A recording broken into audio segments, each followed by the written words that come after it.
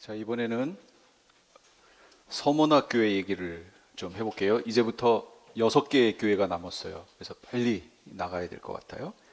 서문화교회, 예수님 등장하시는 모습이 처음이며 마지막이요 죽었다가 살아나신 분의 모습으로 등장합니다. 쭉 볼게요. 처음이요 마지막, 시작과 끝이란 알파와 오메가란 얘기고, 죽었다가 살아나신 분, 부활하신 분이라는 얘기죠. 칭찬합니다. 환난과 궁핍을 알고 실상은 부요하다. 유대인의 회방도 이기고 있다. 고린도 후서에 보면 가난한 자 같으나 많은 사람을 부요하게 하고 아무것도 없는 자 같으나 모든 것을 가진 자로다. 이게 우리 크리스찬의 실상이에요. 그런데 이 부분을 대표하는 게 이 서문화교회의 모습이라는 거죠. 서문화교회의 모습이 실제로 이렇다라는 거예요. 하나님이 세상에 대하여는 가난한 자들을 택하사 믿음에 부요하게 하시고, 이 서문화교회는 칭찬만 들은 교회입니다. 자칭 유대인을 조심하라. 유대인의 회, 그 사단의 회다라고 이렇게 지적해 주셨죠. 자칭 유대인들을 조심하라. 이 당시 있었던 자칭 유대인들이 뭐냐? 율법주의, 선민사상 얘기하는 거예요. 그럼 유대인들이 율법주의냐?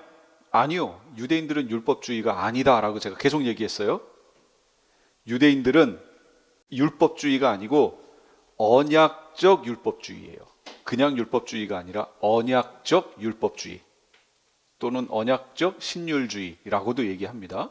유대인들은 절대로 율법을 지켜서 하나님의 백성이 된다고 생각하지 않아요. 그렇게 생각하는 유대인들은 없어요. 여러분 유대인들을 찾아가셔서 한번 물어보세요. 유대인들은 절대로 그렇게 얘기하는 사람들이 없습니다. 그럼 율법주의라는 말이 여기서 왜 나왔느냐? 저건 복음이 유대인 사회에서 이방 사회로 넘어가는 과도기에서 표현된 내용이에요.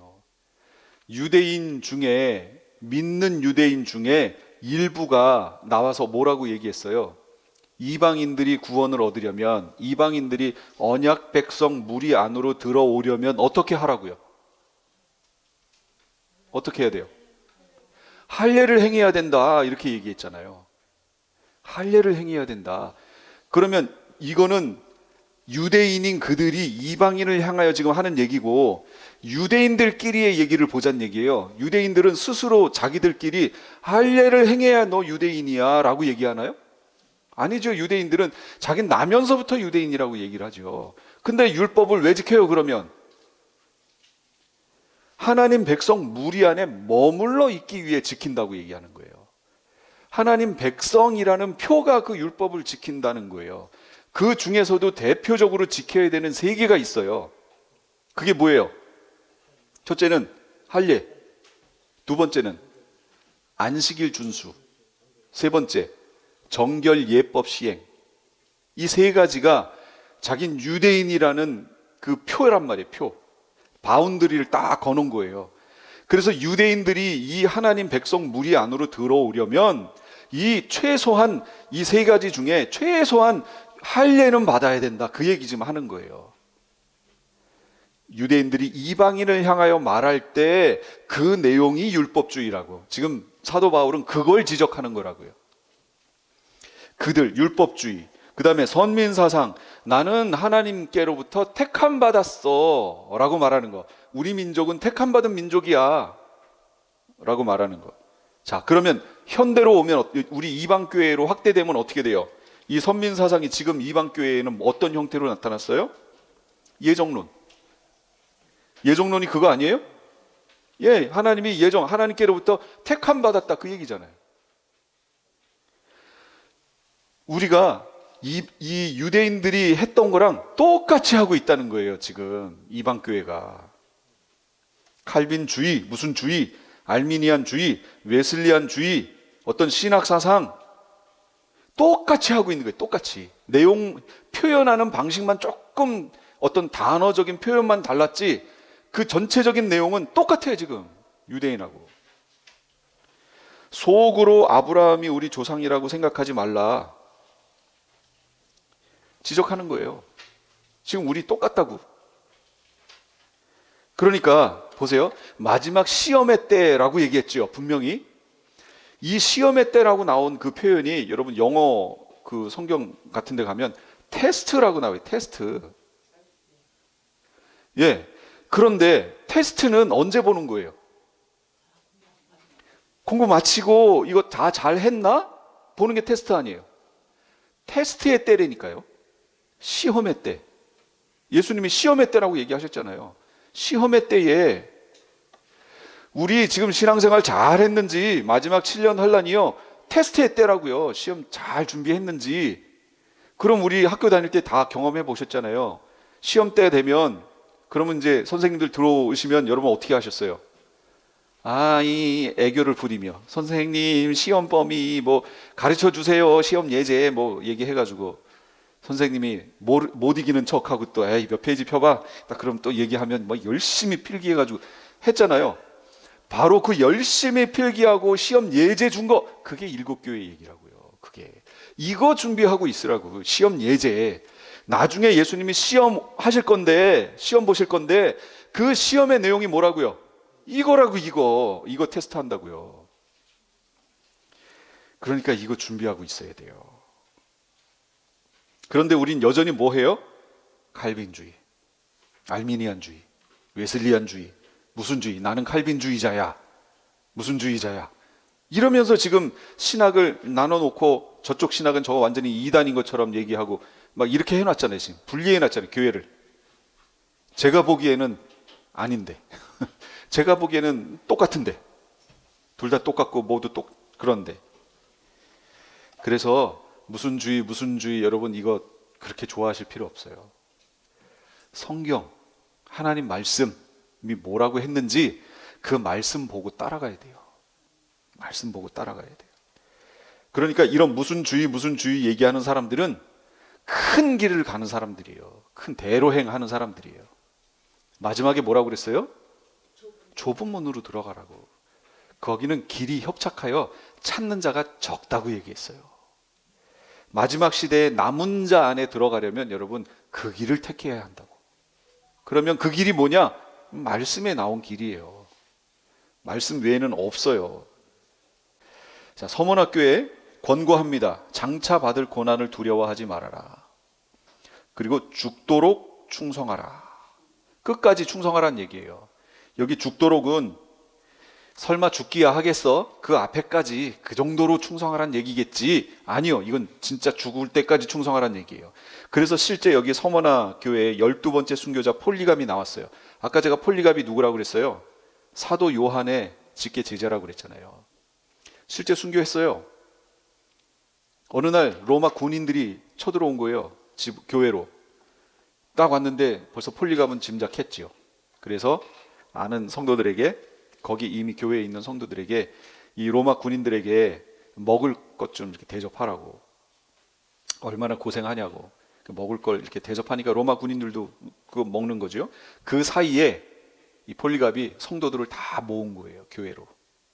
그래서 마지막 고별 설교를 하고 이제 자신은 못 올 길로 간다. 못 만나지만 하면서 신앙적인 당부를 다 합니다. 그리고 로마 군병들이 식사를 다 하고 나서 폴리갑을 데리고 갔어요. 가서 이때 나이가 80이 넘은 때예요. 그들이 회유를 합니다. 지금이라도 예수를 부인하면 살려주겠다. 그랬더니 뭐라고 얘기하냐면 폴리갑이 자기 나이가 80이 넘도록 예수님은 한 번도 나를 부인하시지 않았는데 내가 이제 남은 인생이 얼마나 남았다고 그거 살자고 예수님을 부인할 수 있는가 하고 신앙을 고백하고 화형당했어요. 화형이 제일 고통스럽잖아요. 그냥 차라리 총으로 빵 쏘면 좋겠어요. 근데 이 당시엔 총도 없었고 그냥 칼로 여기를 착 순간 뱄으면 좋겠어요. 근데 이게 목이 떨어지는 순간 한 몇 초 동안 12초라고 그랬나 7초라고 그랬나 그 채 동안 살아있대요. 그걸 느낀대요. 그래서 누가 또 그 실험까지 했대요. 당신이 죽으면 이제 지금 사형수인데 목이 베서 죽을 때 목이 떨어졌을 때 내가 당신을 이렇게 보면 나를 인식할 수 있으면 눈을 이렇게 한번 깜빡여 달라. 근데 실제로 딱 해서 이렇게 앞에 와서 눈을 봤는데 그 사람이 목이 떨어진 상태에서 눈을 깜빡하더래요. 그러니까 12초였나 뭐 몇 초 동안 그걸 인식하고 있었다는 거예요. 그리고 죽는데요. 어쨌든 12초면 되잖아요. 7초인가 12초인가 그거면 되잖아요. 그런데 화형은요, 다 타서 숨 못 쉴 때까지 밑에서부터 열이 올라오는 거잖아요.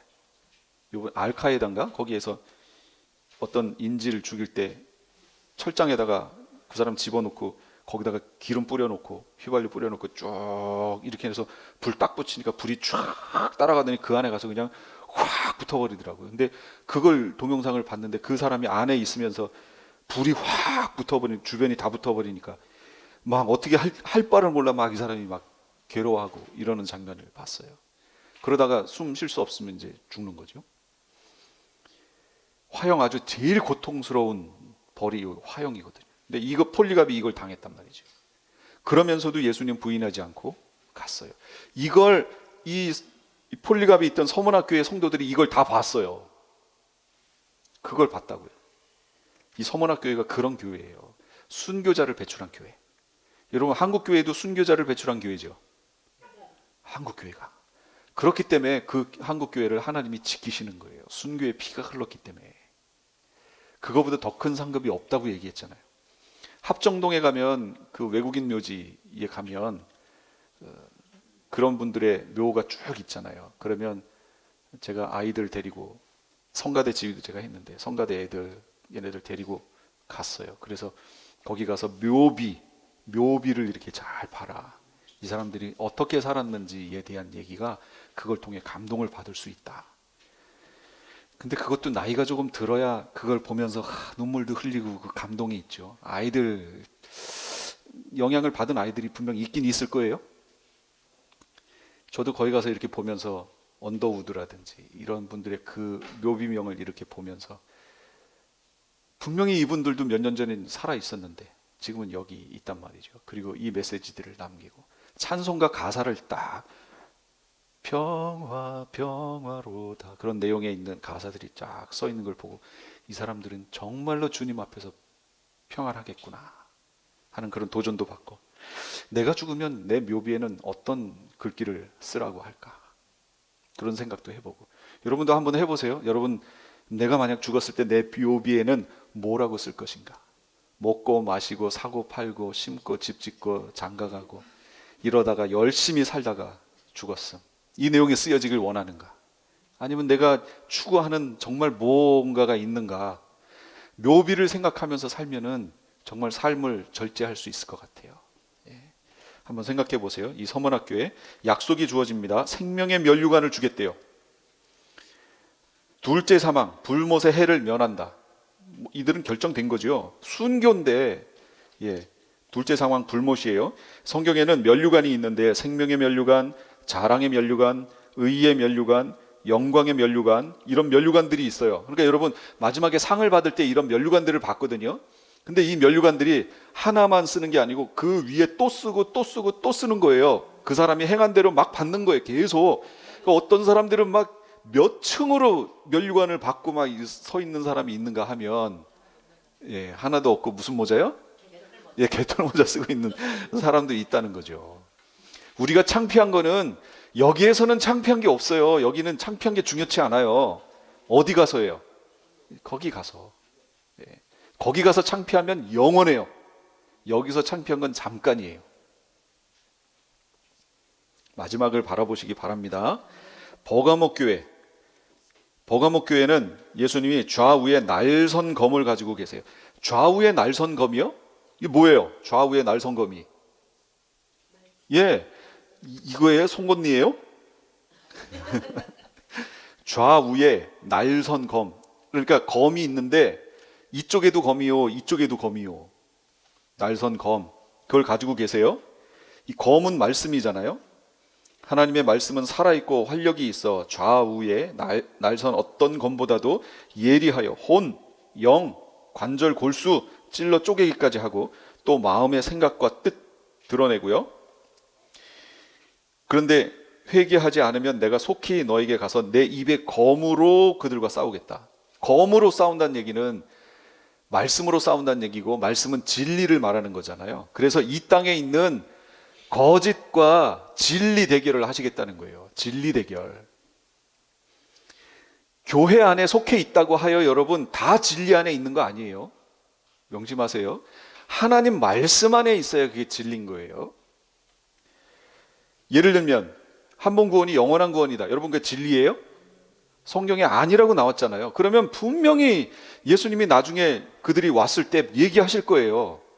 너 그거 어디서 배웠느냐? 아니 우리 목사님이 얘기하시던데요.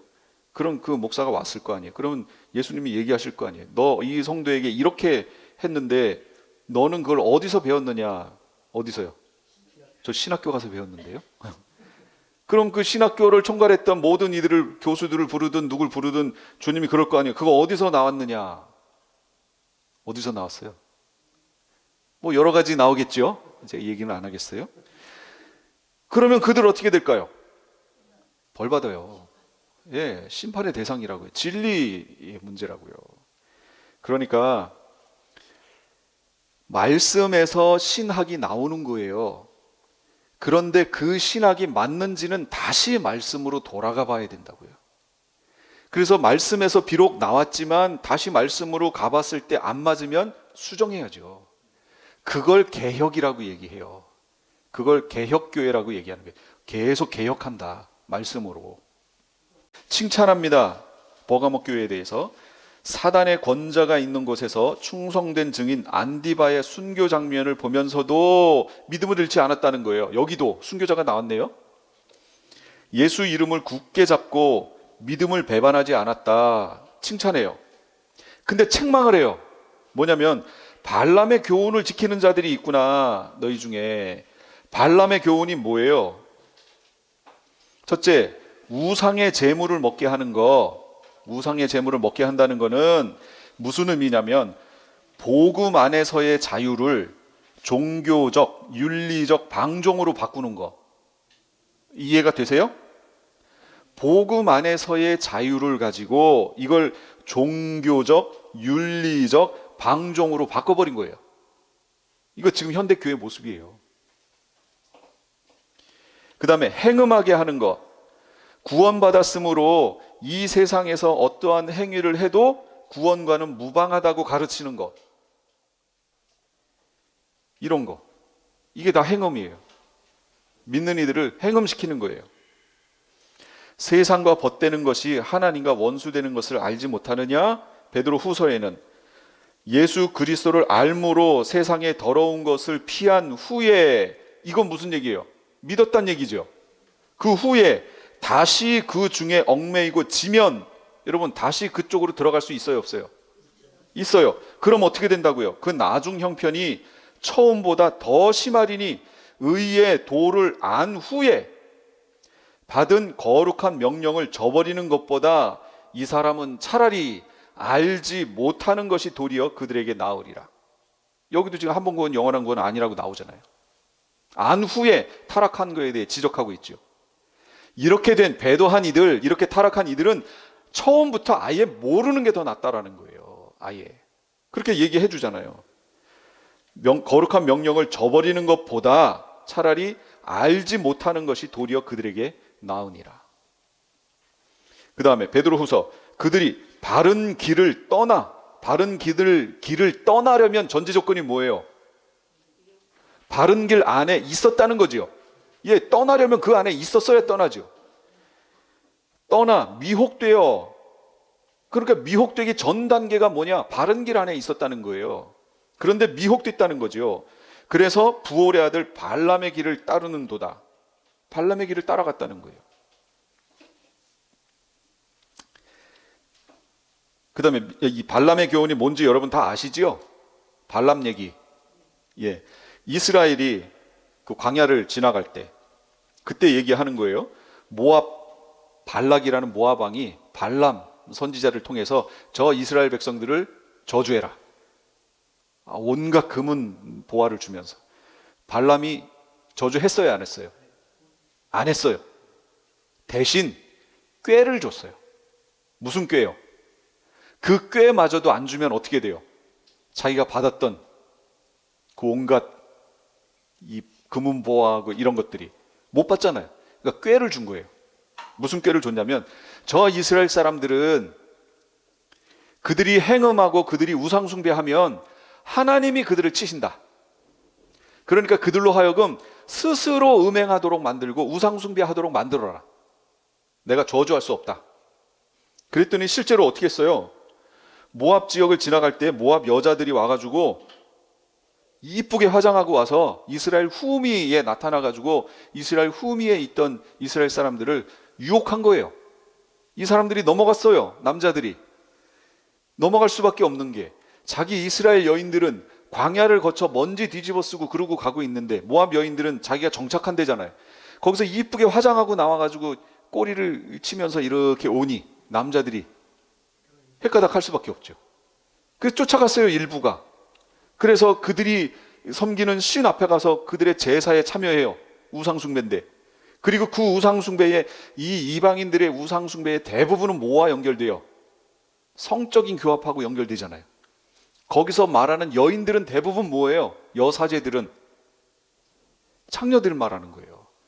이들과 교합을 하면 이걸 보고 있던 신이 흥분하여 다산하게 만든다. 이게 그들의 원리예요. 이 고린도 교회 거기 있었던 아데미 여신 있잖아요. 아데미 여신. 그거 말하는 거예요. 똑같아요. 이거를 이스라엘 사람들이 했다고요. 그러면 하나님이 치신다. 이게 발람의 교훈이거든요. 그래서 여기 우상의 재물 먹게 하고 행음하게 하고 성도인데 그렇게 만들면 하나님이 치신다. 거기에 다 넘어간 거예요. 그 다음에 니골라당의 교훈을 지키는 자들이 있구나. 여기도 영지주의가 있네요. 이 영지주의가 현대로 오면 뭐가 되냐면 뉴에이지가 되는 거예요.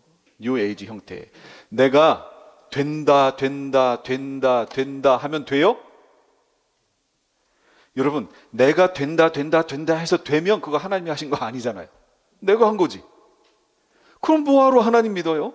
내가 된다 하고 마음 훈련하지? 최면 걸지? 그런데 이게 교회 안에 들어와 있다니까요. 이게 교회 안에 들어와서 긍정적인 말을 해야 그 긍정의 에너지가 나에게 모인다고. 이 뉴에이지라니까요, 이게. 근데 그걸 모르고 그게 복음의 메시지인 줄 알고 그걸 교회 안에서 얘기한단 말이에요. 이 참 안타깝죠. 만약에 그렇게 될 것 같으면 성경에서 그렇게 얘기했지요. 그래서 아무리 그럴듯하게 보여도 말씀으로 분별하라고요. 말씀으로. 그렇지 않으면 이거 나중에 주님이 다 검으로 싸우겠다고 그랬잖아요. 이게 진리 전쟁, 진리로 대조해 보겠다는 얘기예요. 그때 다 거짓으로 드러나요. 그럼 이 사람 신앙은 거짓이란 얘기예요. 그 사람이 교회에서 뭘 했건 무슨 일을 했건 병 고쳤건 내가 주의 이름으로 병을 고치고 주의 이름으로 뭘 하고 뭐 하고 다 거짓으로 드러난다니까요. 이거 그들에게 권고합니다. 하나예요. 회개하라. 그래서 마지막 시대의 메시지는 회개하라예요. 회개하라. 회개하지 않으면 어떻게 된다고요? 내가 속히 너에게 가서 내 입에 검으로 어떻게 해요? 싸우겠다고. 진리를 대조해 보겠다고. 하나님 말씀으로 참과 거짓을 가르시겠다고. 그래서 19장 예수님 재림하시는 거기에 보면 그 입에서 예리한 검이 나오니 예리한 검 이게 뭐예요? 말씀. 그걸로 만국을 치겠다고요. 그 나머지는 아마겟돈 전쟁 말하는 거예요. 그 말탄 자의 입으로부터 나오는 검에 다 죽어요. 주님이 명령하시는 거예요. 주님이 가가지고 진짜 칼 들고 아마겟돈 전쟁하러 왔던 이들하고 칼싸움 한다는 얘기가 아니에요. 그렇게 이해하면 안 돼요. 이 아마겟돈 전쟁하러 오는 사람들이 칼 들고 오겠어요? 지금 무기가 칼이에요? 지금 총에 미사일과 막 이런 건데 탱크에 그런 걸로 올 텐데 이기는 자에게 내가 감추었던 만나를 주고 흰 돌을 줄 터인데 그 감추었던 만나가 뭐예요? 양식이잖아요. 예수 그리스도 말하는 거잖아요. 예수 그리스도께서 주시는 생명 양식 영생 말하는 거예요. 그 다음에 흰 돌을 주는데 여기엔 상급으로서의 승리, 새 이름, 새 신분이 여기 주어져 있어요. 받는 자밖에 몰라요. 두아디라 교회 눈이 불꽃 같고 그러니까 모든 것을 이렇게 감찰하신다는 얘기를 말하는 거예요. 불꽃 같고 발이 빛난 주석 같고 단단해요. 심판 말하는 거예요. 심판. 행위대로 판단하신다. 원수를 짓밟을 것을 상징하는 거예요. 그런 하나님의 아들, 예수 그리스도의 신성, 하나님의 아들이라는 신성 말하는 거예요. 그분으로 두아디라 교회에는 등장합니다. 칭찬합니다. 내 사업을 알고, 참 저는 안타까운 게 이런 부분이에요. 왜 여기에 이 단어를 사업을 알고 이렇게 번역했냐는 얘기예요. 에베소 교회에서는 어떻게 번역했어요? 내 행위를 알고, 이거 에르곤이라는 헬라어라니까요. 에르곤. 그런데 왜 이게 행위라는 얘기거든요. 근데 왜 여기에 와서 사업이라는 말로 번역을 해놨냐고요. 일관성 작업이 전혀 안 돼 있잖아요, 지금. 그러니까 성경을 읽으면서도 똑같은 원어에는 똑같은 단어인데 우리말로 다르게 번역했으니까 여러분 이 사업을 읽으면서 여러분 행위라고 이해하셨어요? 전혀 아니죠. 성경은 일관되게 행위라고 에르곤이라고 얘기하고 있었는데 사업하니까 우리 내가 무슨 기업을 하는 것이라고 비즈니스라고 생각했잖아요. 내가 네가 하는 비즈니스를 알고 이 의미예요, 이게? 전혀 아닌데. 그래서 이런 부분이 좀 많이 아쉽다. 행위란 말이에요.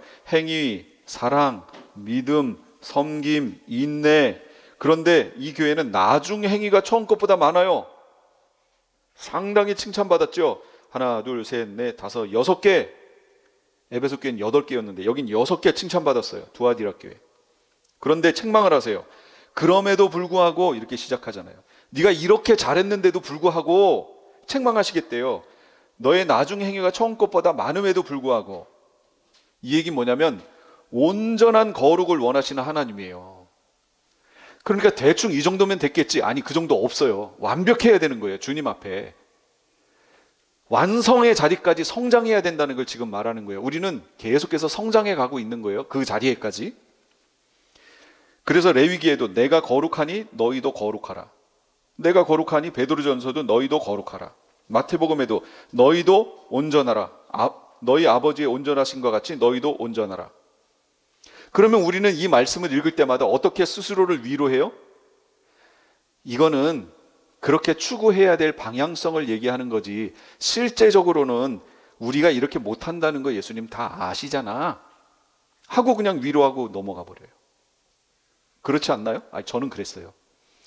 아니, 내가 어떻게, 하나님이 거룩하신 것처럼 내가 어떻게 거룩할 수 있어? 안 되지 하고 위로 안 되니까요, 스스로를. 여러분 안 그러셨어요? 예. 그런데 예수님은 뭐라고 그래요? 아버지의 온전하신 것 같이 너희도 온전하라. 너희 온전할 수 없는데 그냥 예수님이 그냥 종교적 언어로 온전하라 이렇게 얘기하신 거예요? 아니에요. 우리에게 원하시는 게 이 온전이에요. 거룩이에요, 거룩. 그래서 우리를 성도라고 부르잖아요. 성도. 거룩한 무리라고 부르잖아요. 그런데 이 거룩을 이루는 방법이 문제인 거죠. 내가 행위로 이루어야지 여러분 할 수 있어요, 없어요? 없다고 얘기했잖아요. 없어요. 그렇게는 안 돼요.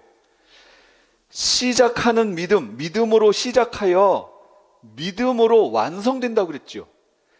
이 믿음이 다 뭐예요? 나에게서 난 거예요? 하나님으로부터 주어진 거예요? 그렇죠. 하나님으로부터 주어진 거예요. 그러므로 이걸 뭐라고 얘기해요? 은혜인 거예요. 우리가 의에 거할 수 있고 거룩함을 이루어갈 수 있는 이유는 은혜 때문이라고요. 내가 해야지 해서 이루어지는 게 아니라고. 그렇게는 안 된다고요. 우리 육신의 연약함으로 말미암아 할 수 없다라고 로마서에서 8장에서 얘기했잖아요. 안 돼요.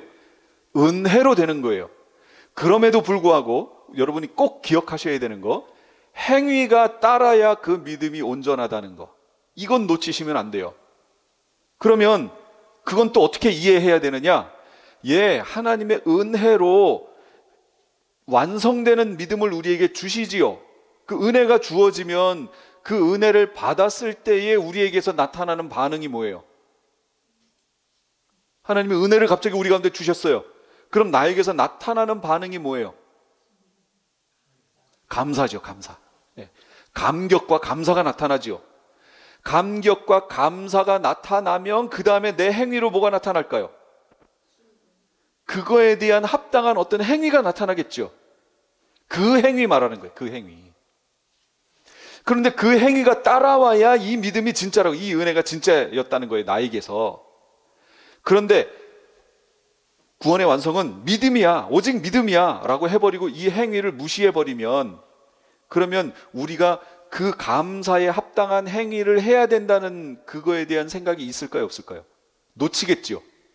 그러면서 감사할 일이 있음에도 불구하고 넘어가 버린다는 거예요. 내가 감사의 반응이 없는 거예요, 하나님께. 그러면 그 부분에 문제가 되는 거죠. 이게 쌓이고 쌓이잖아요. 쌓이고 쌓이지요, 계속해서. 그러면 하나님의 은혜에 대해서 둔감해져요. 주시면 다행이고 안 주셔도 뭐 자기가 잘해서 받은 것인 양 착각한다고요. 이 믿음에 대해 하나님이 주신 은혜에 대한 감격으로 나와서 나오는 그 행위, 하나님이 이 열매를 찾으신다는 거예요. 이거. 그래서 여기에서도 온전한 거룩이라는 건 거기에서 나오는 믿음, 그 행위, 그거 말하는 거예요. 거룩. 여기에 자칭 선지자 이세벨을 용납했다. 이세벨 누군 줄 아시죠? 구약에 있는 아합, 7대 왕 아합의 아내 말하는 거예요. 이 여성의 말을 듣고 그 당시 이스라엘에서 선지자들이 다 씨가 말랐어요. 씨가 말랐어. 정말로. 하나님의 백성들이 씨가 마르고요, 하나님을 섬기는 자들이 없어요. 그래서 엘리야가 어떻게 해요? 갈멜산에서 이 대결을 벌이고 이겼죠. 이겼는데 거기서 도망을 해요.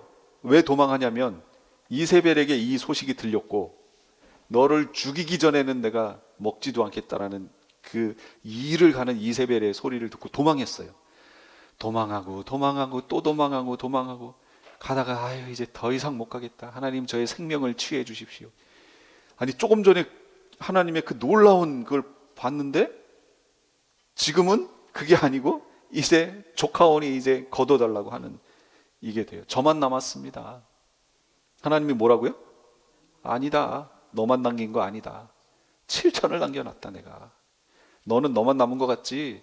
아니야. 7천을 내가 남겨놨어. 나를 위해서. 위로하시면서 까마귀를 통해 먹을 것도 주시고. 그거 했던 게 이세벨 아니에요. 마지막 시대에요. 하나님의 종들을 꿰어서 행음하게 만들고 우상숭배하게 만들고요. 교회가 타락해요, 여러분. 교회가 우상숭배해요. 나라가 우상숭배하고 교회가 우상숭배해요. 교회가 그걸 지적을 안 하니까 나라 전체가 우상숭배하는 거예요. 하나님이 제일 싫어하시는 거 뭐예요? 우상숭배. 이걸 하는데 옳다고 얘기하면 안 돼요. 우상의 재물 먹게 하고. 나라가 여기에 빠진다고요, 지금. 이세벨, 이게 마지막 시대 모습이라고요. 마지막 시대 모습.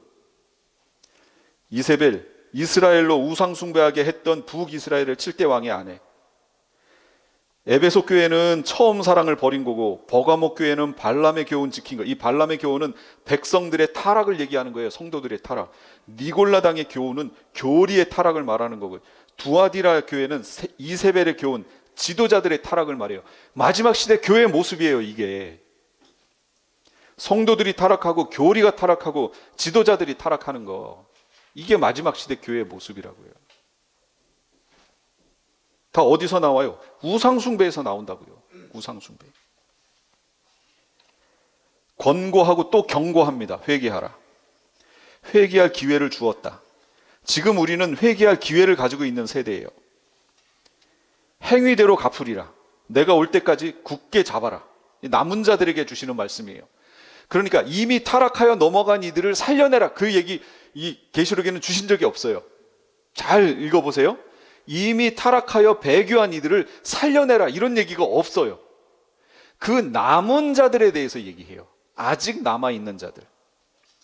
남은 자들, 이세벨의 교리를 가지지 아니하고 사탄의 깊은 것, 흉계를 알지 못하는 자들. 남은 자를 위해서 이 마지막 시대는 사역해야 되는 때예요. 교회의 남은 자들을 위한 사역. 남은 자는 제가 많다고 그랬어요? 적다고 그랬어요? 적으니까 남은 자 얘기하는 거예요. 100명 중에 1명 빠지고 99명이 남았다. 어법으로는 그렇게 표현할 수 있지만 남은 자라는 표현은 그때 쓰는 게 아니잖아요. 적게 소수가 남았을 때 남은 자라는 얘기를 하는 거죠. 주로 남은 자라는 표현을 쓸 때는. 그래서 마지막 시대는요, 이렇게 이세벨의 교훈을 따르지 않고 우상 숭배하지 않고 남은 자들을 지금 주님이 찾으시는 때예요. 지금 이 시대가. 여러분 반드시 기억하세요. 그들에게 약속하십니다. 만국을 다스리는 철장 권세를 주겠다고 약속하세요. 철장 권세. 이게 예수님만 가지고 있는 권세가 아니에요. 이기는 자들에게 주시는 권세라는 거예요. 자, 그 다음에 사대교회. 사대교회는 이게 헬라어지만 죽을 사자 생각하시면 돼요. 한자로 죽을 사자. 이 죽은 교회란 뜻이에요. 진짜 죽을 사자 아니에요. 그냥 그렇게 이해하시라고 제가 얘기하는 거예요. 등장 모습, 하나님의 7영과 7별을 가지시니까 등장하세요. 예수님의 모습이에요. 7영과 7별, 성령의 역사와 주의 종들, 성령을 통해서 주의 종들을 붙들고 계시는 모습이라는 거예요. 마지막 시대가. 책망하십니다. 원래는 칭찬이 있어야 되는 거 아니에요? 순서대로 치면 여기 칭찬이 없어요. 내가 네 행위를 아노니 라고 시작해요. 칭찬이 없어요. 네가 살았다 하는 이름은 가졌으나 죽었다. 너는 일깨어 그 남은 바 죽게 된 것을 굳건하게 하라. 이게 무슨 얘기인 줄 아세요? 그 남은 바 죽게 된 것을 굳건하게 하라.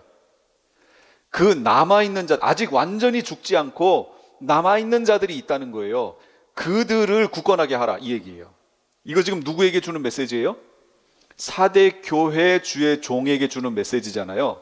그 종에게 이 사대 교회는 이미 거의 죽었는데 아직 그 교회에 살아남아 있는 남은 바 죽게 되어가는, 아직은 안 죽었어요.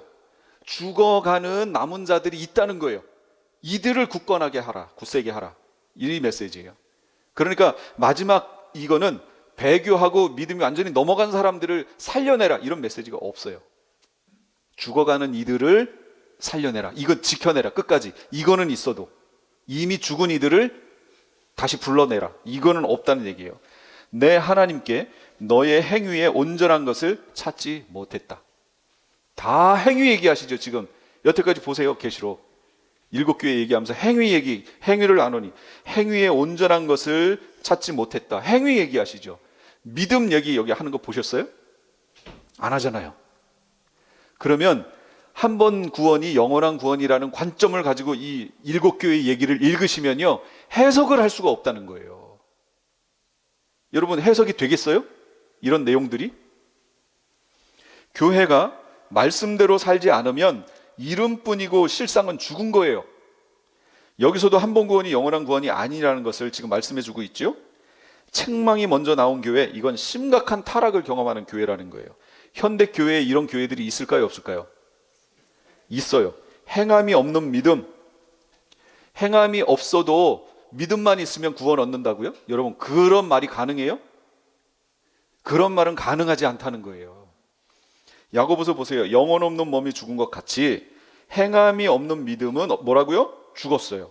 이와 같이 행함이 없는 믿음은 그 자체가 죽은 것이다. 행함이 없으면 무슨 유익이 있으리요? 그 믿음이 능히 자기를 구원하겠느냐? 없다. 그 얘기하는 거 아니에요 지금. 행함이 이렇게 중요하다고요. 그럼 여기서 말하는 행함은 뭐라고요? 내가 이렇게 살아야지 하고 결단하는 거요? 아니라고요. 그렇게 결단하는 것에는 약간의 유익이 있다고 제가 설명했죠. 분명히 훈련에는 약간의 유익이 있어요. 그러니까 무시하시면 안 돼요. 여러분 훈련할 기회가 있으면 하시면 좋아요. 예를 들면 금식의 훈련, 제가 만약에 제안을 했잖아요, 목회자들이. 그럼 여러분 에이 그걸로 구원받는 게 아니니까 하고 무시하시면 여러분 유익이 없어요. 여러분에게 하자고 하면 여러분 어떻게 하셔야 돼요? 하는 것이 여러분에게 유익이 있어요. 분명히 유익이 있다고 성경에 나와요. 그런데 여기서 말하는 행함이란 제가 누누이 얘기하잖아요. 은혜로 주신 그 은혜에 대해서 감격하여 나에게서 나오는 자연스러운 반응이 있지요. 이거 말하는 거예요. 이 행함. 당연히 행함이 나오겠지요. 책망이 먼저 나온 게 행함이 없는 믿음, 그 다음에 외식하는 믿음, 이원론적인 삶. 이게 외식이에요. 겉과 속이 다른 거. 이원론이잖아요. 영지주의, 니골라당, 뉴에이지, 이거 다 이원론이라니까요. 기독교의 빛깔을 가지고 있지만 잘 들어보면 뭐라고 얘기하냐면, 내가 여기서 긍정적인 말을 하면 이 우주에는 긍정의 에너지가 있는데 그 긍정의 에너지가 나한테 모여든대요. 내가 긍정의 말을 하면 긍정의 에너지가 나에게 모여들어서 그 긍정의 힘이 나로 인해 작용하여 현상이 나타난다는 거예요. 여러분, 이게 뉴에이지예요. 거기에 하나님이 있어요? 없어요. 그거 지적하면 이제 뭐라고 하는 줄 아세요? 그 긍정의 에너지가 하나님이다라고 얘기하는 거예요. 그 긍정의 에너지가 아주 한 끗 차이, 교묘합니다. 아주. 여러분, 그래서 뉴에이지 서적을 여러분이 읽으시면 이게 신앙 서적인지 뭔지 잘 모를 때가 많아요. 왜냐하면 거기에다가 말씀까지 집어넣고 어떤 목사가 이렇게 얘기했다는 그것까지 막 주석으로 넣어놓거든요. 그러니까 여러분, 근데 뉴에이지 서적이 기독교 서점에도 막 들어와 있어요. 그러니까 당연히 기독교 서적인 줄 알고 여러분 그거 해가지고 뭐 막 추천하고 책 너무 좋더라 하고 막 서로 나누죠. 주로 그게 기독교 서적에서는 어떤 형태로 나오냐면 말과 관련돼요. 긍정의 말을 하라고. 이런 식으로 많이 나와요. 그런 책들. 다 뉴에이지 책들이에요. 그런데 모르는 거예요, 지금. 벌써 교회 안에 이런 내용들이 들어와 있다고요. 이 초대교회에 있었던 거거든요. 근데 지금 현대교회에 다 들어와 있어요. 이 분별을 못하는 거예요, 지금. 입만 무성한 믿음. 잎사귀밖에 하나님이 찾지 못하여 그 무화과 나무를 저주하셨잖아요. 이 교회가 그랬다는 거예요. 사대교회가. 행함이 없고 외식하고 입만 무성하고 열매 없고. 그래서 이 열매 없는 나무에 대해서 이미 도끼가 나무 뿌리에 놓였으니 좋은 열매 맺지 아니하는 나무마다 찍혀 불에 던져지리라. 좋은 열매 맺지 아니하는 나무마다 찍혀 불에 던져진다. 책망. 그리스도인이 맺어야 할 열매, 회개에 합당한 열매, 빛의 열매, 성령의 열매. 이 열매들이 뭐냐? 회개에 합당한 열매. 회개에 합당한 열매를 맺어라. 이거 세례 요한이 얘기한 거예요. 빛의 열매는 착함과 의로움과 진실함에 있다. 자기는 크리스찬이라고 하면서 하는 말마다 거짓말이에요? 그럼 크리스찬 아니에요. 제가 어느 지역 가가지고 이 후진하다가 거기에 가서 테스터기 전기 테스트하는 거 있어요. 그 툴을 사려고 거기가 싸다고 그래서 가봤더니 어마어마하게 크더라고요.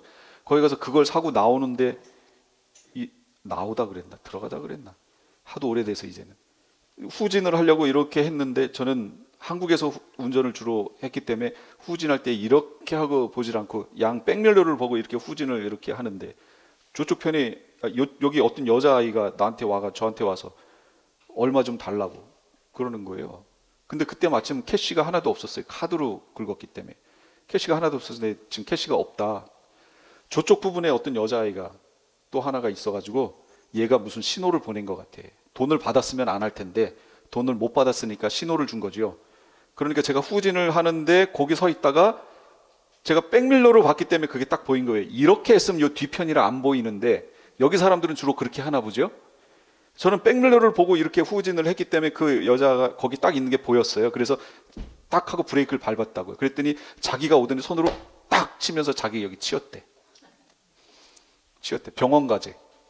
그러더니 그냥 자기한테 한 200불만 주면 자기가 그냥 가겠대. 제가 지금도 영어를 못하지만 그때는 영어를 더 못하니까 알아는 듣겠는데 말을 못하겠잖아요. 그럼 네가 알아서 해라. 그리고 나 그냥 뒀어요. 뭐 무슨 얘기를 하든 상관없이 그냥 그 앞에 그냥 있었더니 한참 지가 혼자 뭐라고 자기 전화하겠다고 지나가는 사람들한테 전화 빌려가지고 할 것처럼 막 이러더니 결국은 안 하더라고요. 결국은 안 하고 이렇게 있다가 어느 순간에 가버렸어요. 그러니까 다른 남자가 저한테 오는 거예요. 그러더니 그 사람이 묻는데 얘기를 알아듣겠어요. 그래서 200불을 달라고 그런다. 그래서 나 돈 없다고 그랬다. 그랬더니 이 사람이 걱정하지 마라. 그러면서 저기를 가리키면서 CCTV가 있는데 CCTV로 너 지금 여기 하는 거 다 찍고 있었다. 거기 파킹락 가드였어요. 그럼 처음부터 와가지고 다 찍고 있다 가드라고 얘기를 해주지. 안 끼잖아요. 자기 일 아니니까. 한참 있다 다 가고 나니까 저한테 와가지고 저 CCTV로 여기 다 찍고 있었다. 걱정하지 마라 그러더라고요. 그래서 그러면 너 나랑 사진 같이 찍어줄 수 있냐? 제가 이제 증거가 필요하니까 나중에 문제 생기면 이 사람이 나한테 얘기해줬다. 그리고 그거다 해서 제가 그 사람이랑 사진을 다 찍고 왔어요. 그러면서 제가 그 여자아이들한테 물었어요. 너 크리스찬이냐? 그랬더니 자기들 크리스찬이래요. 당당하게. 무슨 크리스찬이 그래요? 거짓말해서 남 등쳐먹는 게 크리스찬이에요? 카톨릭 신자였겠지요. 성당에 다니긴 했겠지요. 근데 제 판단에는 진실함이 없잖아요. 거짓말이잖아요. 기독교인 아니에요. 그런데 이게 그 아이들만 해당될까요? 우리는 어떠냐 그 얘기예요.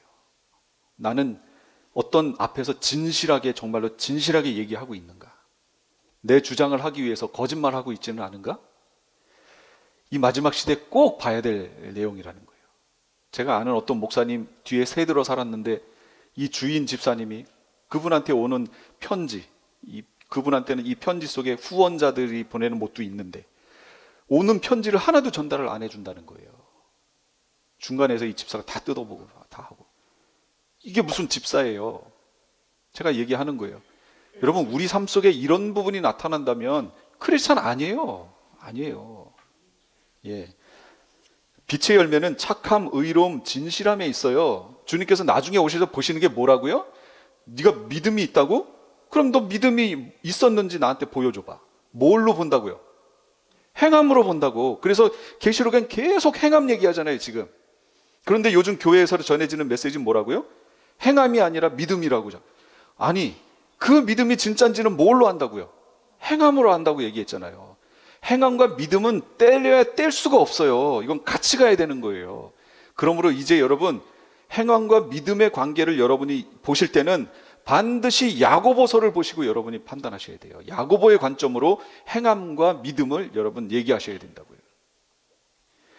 성령의 열매는 사랑과 희락, 화평, 오래 참음, 자비, 양선, 충성, 온유, 절제, 이 같은 법을 금지할 법이 없느니라. 이 열매들이 내 삶 속에서 맺혀지고 있는가?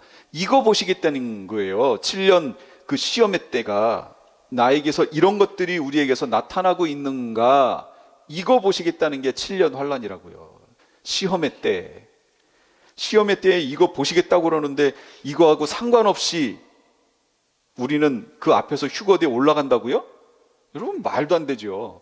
이걸 보시는 때가 7년 환란 때인데. 권고하십니다. 너희는 일깨어 그 남은 바라는 얘기는 아직 죽지 않은 남은 자 얘기하는 거예요. 그들마저 죽게 되지 않도록 굳게 잡아라. 그나마 지금 여기 오신 분들은요 아직 남은 자예요. 남은 자. 그러니까 여러분 남은 자의 끝까지 속할 수 있도록 우리 자신을 치면서 신앙을 지켜내셔야 된다는 거예요. 그러므로 내가 어떻게 받았으며 어떻게 들었는지 생각하고 지켜 회개하라. 너희는 이 세대를 본받지 말고 오직 마음을 새롭게 함으로 변화를 받아 하나님의 선하시고 기뻐하시고 온전하신 뜻이 무엇인지 분별하도록 하라. 이 시대를 살아가며 우리에게 주시는 거예요. 이 시대 사조가 아니라 하나님의 말씀으로 분별하라고.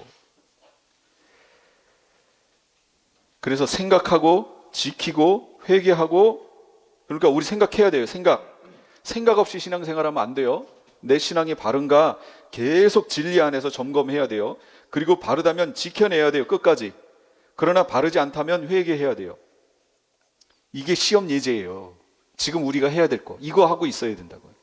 그래야 예수님 오셨을 때 만난다고요. 경고, 만일 일깨지 아니하면 내가 도둑같이 이르리니 어느 때에 너에게 이르는지 네가 알지 못한다. 도둑같이 임하시는 주님을 만나면 그 사람은 저주예요. 도둑같이 오는 주님. 주님은 도둑같이 안 오세요.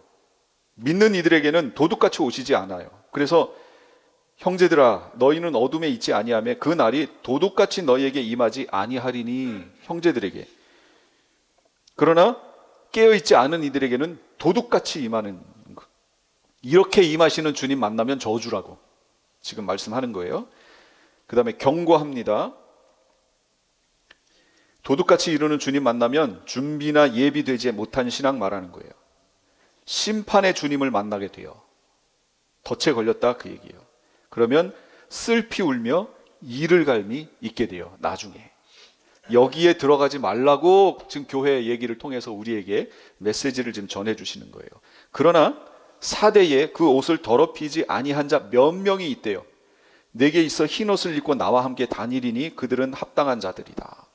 더럽히지 않은 몇 명이 남았대요. 그들을 지켜내라는 거예요. 그들을. 그래서 지금 마지막 시대의 사역은 뭐냐면 더럽히지 아니한 남은 자 지켜내는 사상이에요. 그거 해야 된다는 거예요. 지금 사역이. 약속. 나와 함께 다니게 될 것이다. 그들은 흰 옷을 입게 될 것이다. 그리고 생명책에서 결코 지우지 않을 것이다. 그 이름을 내 아버지 앞과 천사들 앞에서 시인할 것이다. 하나님과 천사들 앞에서 시인한다. 생명력이 없는 죽은 교회의 표상이 바로 사대교회예요. 외형적으로는 교회 성도지만 생명력은 없고 신령한 모습은 찾아볼 수 없는 교회들 지금 이 시대에 많이 있습니다. 그래서 점검하여 깨어 있어야 돼요. 깨어 있어야 돼요. 빌라델비아 교회, 여기도 칭찬만 있는 교회예요. 거룩하고 진실하사 다윗의 열쇠를 가지신 분, 닫으면 열 사람이 없는, 또 열면 닫을 사람도 없어요. 다윗의 열쇠라는 건 닫힌 문을 여는 유일한 도구예요. 이 얘기는 왕으로 오신다, 왕권 얘기하는 거예요. 다스림, 이걸 말하는 거예요. 왕으로 오시는 분, 메시아.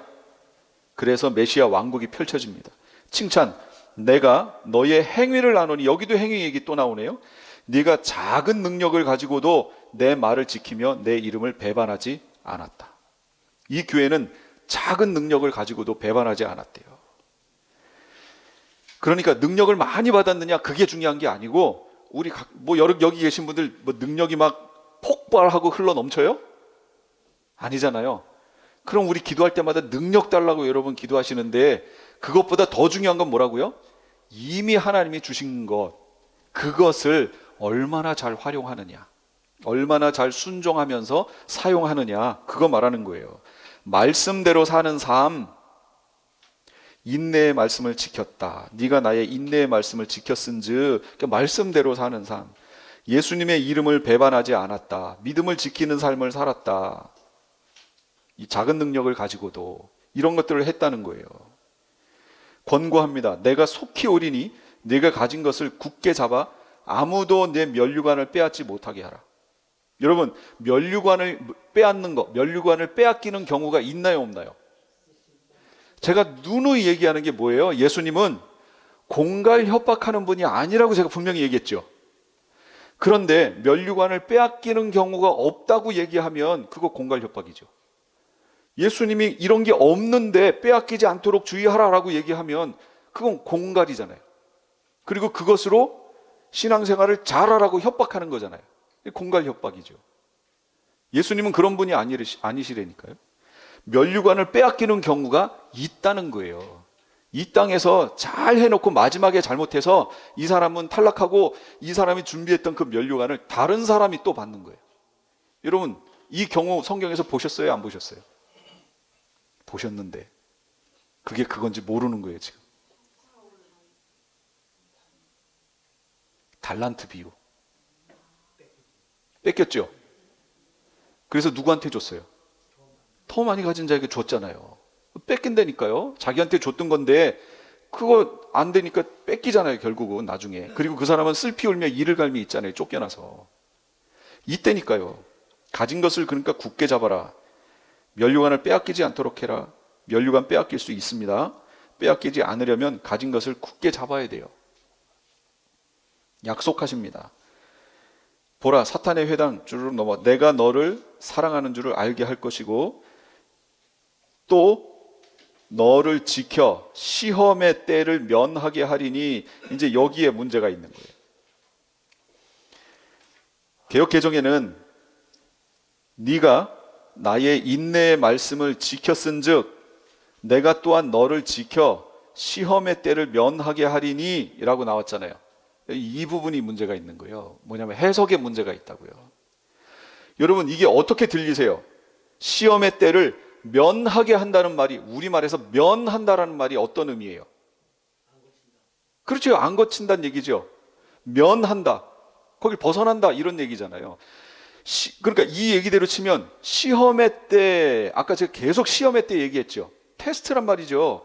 테스트하는 때가 지금 7년 환란이라는 때인데 그 시험 예제를 7교회를 통해서 지금 주고 계셨는데, 시험 예제까지 다 줬는데 시험의 때를 안 거친다고요? 면한다고? 그럼 앞뒤가 안 맞잖아요, 지금. 그럼 면하게 한다는 이 말이 원어에서 무슨 의미냐, 이거를 알아야죠. 시험의 때를 면하게 하겠다라는 말은 시험의 때에 너를 지켜주겠다는 말이에요. 안 거치고 빠져나온다는 얘기가 아니고 시험의 때에 너를 지켜주겠다라는 말이 이 면하게라는 말이에요. 그래서 보세요. 테레소 에크인 거예요. 테레소 에크, 이게 원어예요. 제가 오죽하면 못하는 원어를 여기다가 써놓겠어요. 테레소라고 하는 이 단어는 뜻이 지키다, 주의하다, 유지하다, 굳게 붙잡다, 보존하다, 조심하다, 이런 뜻이에요. 에크는 무엇의 밖으로 라는 의미고, 그러니까 이게 영어로 치면 keep, 테레소는 keep, guard, to watch over, 그런 뜻이란 말이에요. 따라서 테레소 에크의 정확한 해석은 무엇의 밖으로 빼내어 지켜주겠다, 그런 의미예요. 다 여기 그림을 한번 보세요. 앞에 있는 그림을. 아포라는 전치사가 있고 에크라는 전치사가 있어요. 아포라는 전치사는 어떤 것의 안으로 안 들어가고 그 앞에서 빼내는 것, 그게 아포예요. 이게 영어로는 from을 얘기하는 거예요. 그런데 에크는 그것 안에 있다가 그것 밖으로 빼내는 걸 말해요. 그래서 out of라는 뜻이에요. 원어는 에크로 되어 있다고요. 테레소 에크로 되어 있다고요. 그러니까 시험의 때 안으로 여러분 우리가 들어가요, 안 들어가요? 들어가요, 들어가. 시험의 때 안으로 들어간다고요.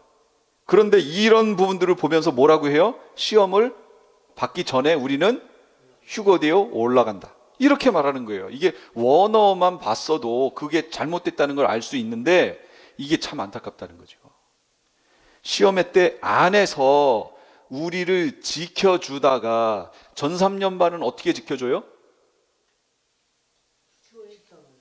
14만 4천이라는 하나님의 종들을 통하여 보호하셨다가 이들이 이제 순교하여 승천에 올라갔잖아요, 부활해서. 그럼 이제 후 3년반은 어떻게 보호하세요? 예비하신 곳에서 보호하셔요. 그 다음에 마지막 7 대접은 지구상 전체에 내리는 그 심판이잖아요, 재앙이잖아요. 그럼 여기서 어떻게 보호받을 수 있어요? 예, 우리를 지구 위로 끌어올려야죠. 전체에 대한 거니까. 지구 위로 끌어올려서, 그러니까 에크예요. 계속 이게 진행되는 그 상황 안에서 옆으로 옮기면서 우리를 지켜주시는 거예요. 시험에 들어가지 않도록 지켜주는 게 아니라 시험의 때에 그 안에서 밖으로 빼내어 지켜주는 거예요. 그러니까 안에 들어가 있는 거예요. 성전에 기둥이 되게 해주겠다. 기둥이 된다는 건 흔들리지 않는다는 거죠. 구원 잃지 않는다는 얘기예요. 언약이 성취된다는 걸 말하는 거예요. 그 다음에 하나님의 이름과 새 예루살렘의 이름, 예수 그리스도의 새 이름을 그 위에 기록하겠다. 이거 소유권 말하는 거예요. 이름이라는 건 소유권이죠. 능력이 없지만 믿음을 지킨 교회의 표상이 이 빌라델비아 교회예요. 우리는 이걸 추구해야 돼요. 이 교회의 추구. 연약하지만 충성하는 교회. 마지막 시대 이 교회 찾으신다고요. 이제 마지막 라우디게아 교회. 아멘이시고 충성되고 참된 증인이시고 하나님의 창조의 근본이신 이 아멘, 자칭 부자라 아멘의 신앙이 없어요. 이 라우디게아 교회는 자칭 부자예요. 그러니까 물질적으로 상당히 부자였어요, 이 지역 자체가. 그러니까 하나님께 대해서 아멘이 없어요. 자기들이 하면 돼요. 그 다음에 충성돼. 교회였지만 충성하지 못했다는 걸 지금 반대적으로 표현하고 있는 거예요. 증인, 라우디게아 교회는 증인된 사명 감당하지 못했어요. 창조의 근본, 세상적 부요가 하나님을 잃어버리게 만든 교회라는 뜻이에요. 하나님이 창조했는데 그 창조주를 놓쳤다라는 걸 지금 얘기하는 거예요. 이 교회, 라우디게아 교회 모습이 그렇다는 거예요. 네가 미지근하여 뜨겁지도 않고 차지도 않다. 내 입에서 너를 토하여 버리리라. 네가 말하기를 나는 부자라. 부요하여 부족한 것이 없다 하나 네 곤고한 것, 가련한 것, 가난한 것, 눈먼 것, 벌거벗은 것을 알지 못하는도다. 이게 라우디게아의 현 상태예요. 대부분 지금 마지막 교회의 모습들도 이 교회를 많이 닮았어요. 그렇죠? 마지막 교회의 모습들이 너무 부자예요. 너무 부자. 미지근한 신앙, 썩기 좋은 신앙이죠. 혼합주의 말하는 거예요. 자칭 부자라. 이게 부족한 게 없다는 거예요. 자기가 하고 싶으면 얼마든지 할 수 있다는 거죠.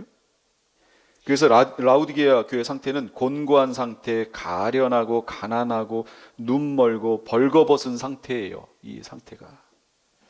혹시 우리 교회의 모습이 아닌가 돌아봐야 되겠죠. 내가 내 행위를 아노니, 여기서도 행위 지적하시네요. 네가 차지도 아니하고 뜨겁지도 않다. 네가 차든지 뜨겁든지 하기를 원하노라.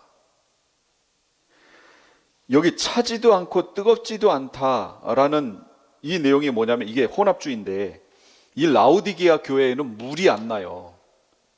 그런데 여기는 지역적으로 상당히 이 무역이 발달한 지역이라 부유한 지역이에요. 그러다 보니까 그 경제력을 가지고 그 주변 지역에 있는 온천수와 냉천수를 돈으로 사왔어요. 실제 지금도 그 수로가 발견돼요. 고고학적으로 돌로 이렇게 디귿자로 이렇게 쌓여 있는데, 근데 놀라운 거는요, 그 당시에 이쪽 지역과 이 라우디게아 지역의 이 해수면 높이를 정확히 알아서 이 수로를 깔아서 물이 흐를 수 있도록 했다라는 거예요. 이 놀랍지 않아요? 저는 진짜 놀라워요. 지금은 건물을 지을 때 어떻게 지어요? 수평 잡을 때 수평자가 있어요. 수평자. 눈금 이렇게 왔다 갔다 하는 거 아시죠? 그 수평자예요. 그걸 가지고 짝짝 그으면서 하든지, 아니면 그게 있기 전에는 이 호수, 투명한 호수에다가 물을 담아서 저쪽 끝에다가 못으로 고정하고요, 이쪽 끝에다가 고정해서 물이 올라오는 그 위치 있죠? 이게 수평이잖아요.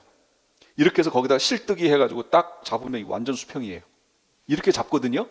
근데 이건 그 정도가 아니잖아요. 지역에서 지역이라니까. 그럼 지금은 높이를 그 측정하는 기계라도 있으니까 여기는 해발 몇 미터, 여기는 해발 몇 미터, 이게 딱 잡을 텐데, 그 당시엔 그것도 없던 시대 아니에요. AD 100년대 아니에요. 100년도 안 된 그때인데 이걸 어떻게 측정했냐는 거죠. 저는 이런 부분이 이 옛날에 있었던 이 사람들의 이 지혜가 놀랍다는 거예요.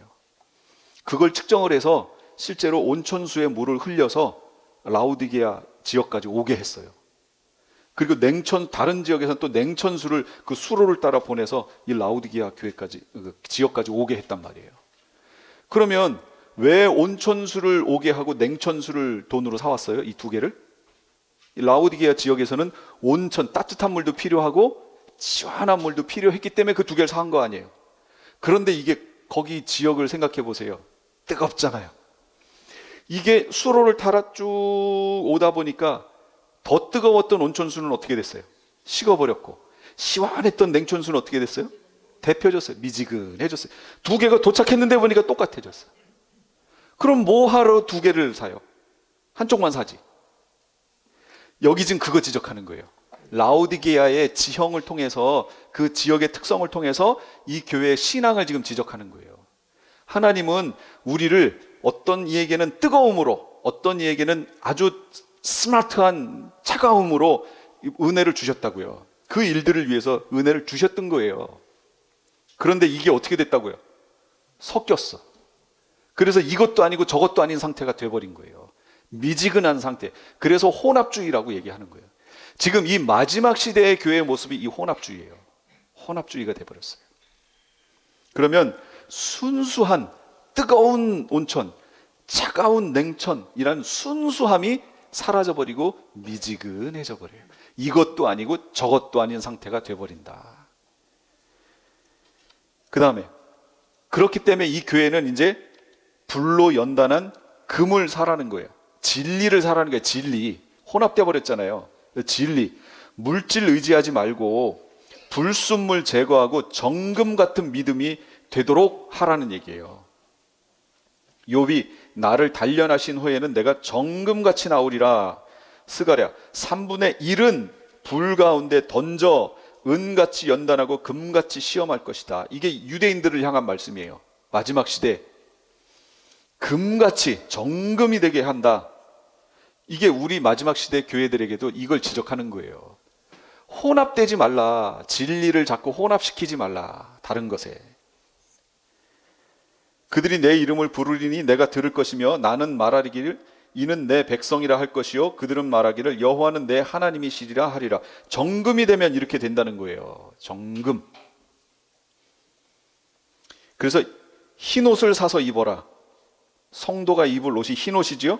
이들은 지금 벌거벗고 있다. 안약을 사서 발라라. 세상 부요가 인생의 목표요 소망이었던 것을 버리고 하늘 영광을 바라봐라. 이 세상 것에 마음 뺏기지 말아라. 먹고 마시고 심고 집 짓고 사고 팔고 여기에 마음 뺏기지 말아라. 죄가 아닐지라도 거기에 마음 뺏기는 순간 마음이 둔해진다. 둔해진다. 열심을 내라. 차든지 뜨겁든지 하라. 그러니까 열심을 내는 신앙을 가져라. 종교 생활하지 말아라. 정말 열심을 내라. 주님 앞에. 그리고 회개하라. 사도 요한이 계시록을 통해 우리에게 주시고 싶은 메시지. 회개하라. 경고. 네가 만약에 이렇게 미지근한 상태로 계속 있으면 어떻게 하시겠다고요? 입에서 토하여 버리리라. 아직은 안 토했어요. 근데 토해버리겠대요. 토한다는 게 뭐예요? 원어가 헤메사이 에크예요. 헤메사이 에크. 헤메사이는 토하다라는 말이고 에크는 안에서 밖으로.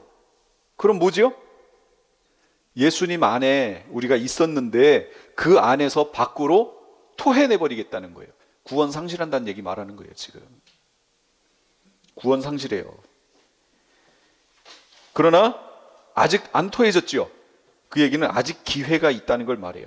아직 완전히 버려지지 않았어요. 그러니까 이런 교회, 이런 상태일 때까지만 기회가 있는 거예요. 이미 토해지면 끝났어요. 이제 더 이상 없어요. 이미 배교했으면 끝난 거예요. 그래서 요한 1서에도 뭐라고 하냐면 용서받는 죄가 있고 용서받지 못하는 죄가 있다. 이렇게 얘기하죠. 그러면서 사도 요한이 뭐라고 하냐면 용서받지 못하는 죄를 저지른 자들을 위해서 중보하라고 얘기하지 않는다. 얘기하잖아요. 용서받는 죄를 지은 자들을 위해서만 중보하라고 얘기해요. 사도 요한이 요한 1서 읽어보세요. 그럼 용서받지 못하는 죄는 뭐예요? 예수님이 사역하실 때 용서받지 못하는 죄에서 지적하신 게 있어요. 성령을 거스리는 자, 성령을 회방하는 자들. 아들을 거부하면 용서받을 수 있어요? 근데 성령을 거부하면, 회방하면 용서받지 못해요. 배교가 무슨 뜻이에요? 배교. 나에게 은혜로 성령 하나님이 믿음으로 시작하게 하셨고 믿음으로 끝까지 완성해내실 거 아니에요. 은혜로라고 자꾸 얘기했죠. 그래서 로마서 5장에 보면 은혜가 왕노릇하고 우린 종노릇하여 구원에 이르는 거라고 얘기했잖아요. 로마서 5장 마지막 절에 보면 나와요. 그 은혜가 우리에게 어떻게 주어져요? 성령으로 주어지는 거잖아요. 성령. 그런데 그 성령을 무시하고 벗어났어요. 그럼 배도한 거예요. 그게 배도했다는 얘기는 성령을 거부했다는 걸 말해요. 그러면 그건 용서받을 수 없어요. 그래서 계시록도요, 그들을 위해서 뭘 해라라는 내용이 여기는 없어요. 그렇게 되기 전에 있는 그들을 향하여 완전히 넘어가지 않도록, 죽지 않도록 살려내라는 역할을 하는 거죠. 이 라우디게아 교회도 완전히 죽진 않았어요. 마지막 지켜내야 돼요. 보좌에 함께 앉게 해주겠다. 메시아 왕국의 왕노릇하는 모습을 그려주시는 거예요. 약속, 보좌에 함께 앉게 해주겠다. 더불어 먹겠다. 그러니까 더불어 먹고 보좌에 함께 앉게 해주는 것, 이것이 복이에요. 물질에 취해서 영적인 거 상실한 교회의 표상이 이 라우디게아 모습이에요. 자칭 부요하나 실상은 가난한 교회. 이런 교회에 해당하면 안 되겠죠. 물질적인 풍요가 있지만 현실적으로는 교회가, 그러나 예수님이 보셨을 때는 아주 가난한 교회, 다 눈 멀고 헐거벗은 그런 교회가 되면 안 되겠다라는 거예요. 그래서 이 7교회를 여러분 쭉 읽으실 때 칭찬 있고 지적하시고, 그 다음에 그러므로 너희는 이렇게 해라 권고하시고, 그 다음에 경고하시죠. 그렇게 안 하면 이렇게 될 것이다. 그리고 최종적으로 약속을 주시는 이 단계로 일곱 교회를 지적하셨어요. 그러니까 이것을 잘 여러분 또 계속 읽어보시고, 지금은 맛배기만 보여드린 거고요. 여러분이 이 계시록 2장 3장은 끊임없이, 그래서 저희 교회 성도님들 중에는 이거 암송하시는 분들 계세요. 그리고 아이들한테 이거 시켜서 이거 계속 암송하도록 그렇게 합니다. 그러니까 이거 그렇게 하셔서 어느 순간에든 이 말씀 떠올리셔서 나를 점검해 보고 다시 바로잡고, 예수님이 이걸로 시험하신다니까요. 이걸로 시험 보신다니까요. 그러니까 이게 시험범위예요. 이 시험범위 잘 준비하셔서 예수님이 오셨을 때 다 100점 맞으시기 바래요. 기도하겠습니다.